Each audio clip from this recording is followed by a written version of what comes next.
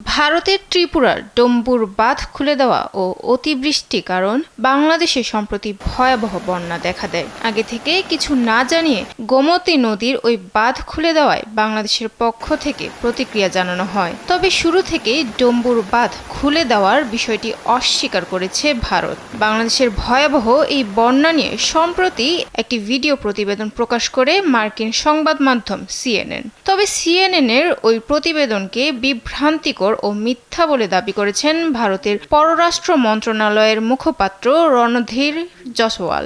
শুক্রবার এক সংবাদ সম্মেলনে রণধীর জসওয়াল বলেন, বাংলাদেশের বন্যা পরিস্থিতি নিয়ে সিএনএন-এর প্রতিবেদন তাদের নজরে এসেছে। স্যান্ডেলিনা সো, রূপচর্চায় আভিজাত্য।